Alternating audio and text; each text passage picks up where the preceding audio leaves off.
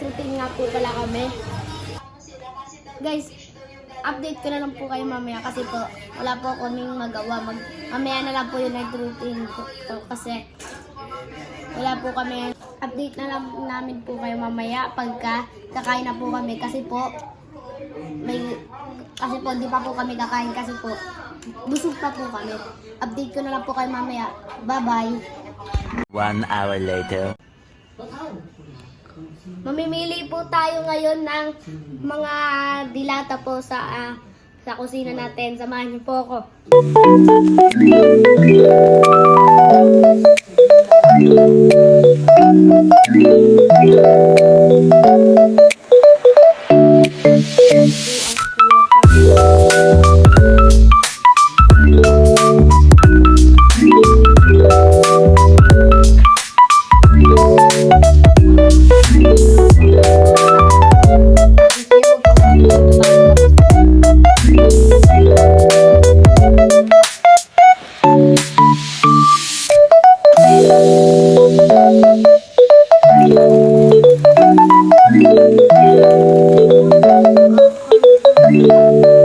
Nakahanap na po tayo ng ulam po. So, papaluto na po namin to kay mama para po di na po niya gastusin yung pera.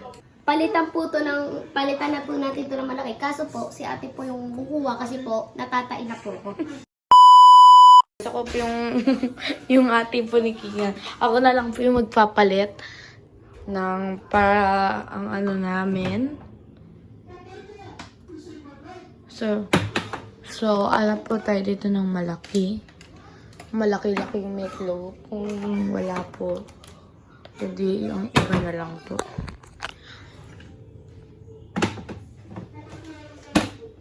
Wala po malaki. So, ito na lang po. Try po natin. Beef luncheon meat. So, magtanong po tayo kay mama. Sardine natin. Wait lang po. Lang daw po. Update ko po na lang po kayo. Kuya, pagkatapos po tumain ni Kian. Bye-bye.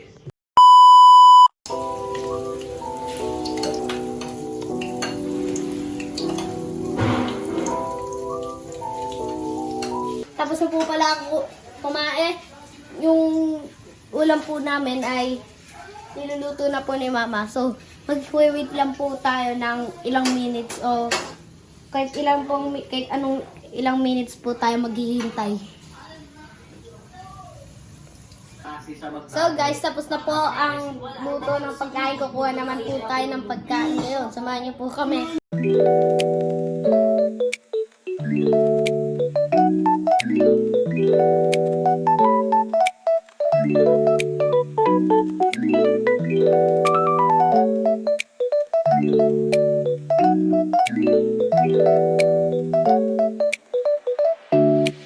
Montage, pasok!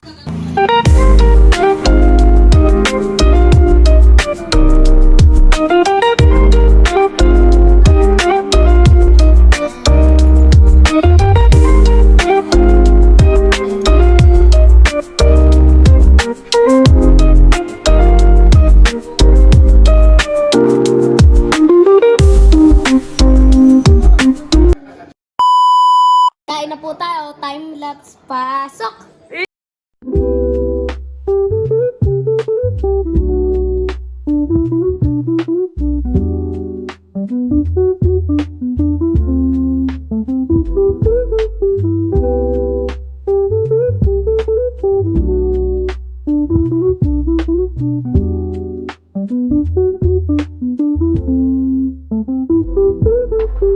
Meanwhile, So guys, tapos na tayong kumain. Ngayon po, maghugas naman po ako ng plato. Ako lang po kasi po, si ate po ang mag-e-edit ng vlog na to. So, nagta-time-lapse po ako habang naghugas sa plato. So, time-lapse, pasok!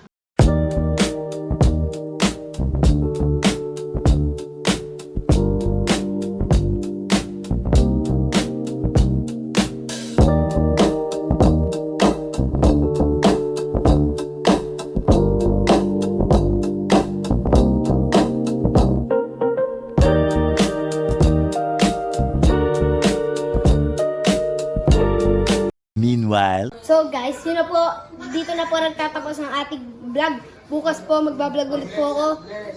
Papakita ko po sa inyo kung ano po yung mga gagawin ko pagka nagising na po ako bukas kasi po may pasok na po. Kita-kits na lang po bukas. Bye-bye!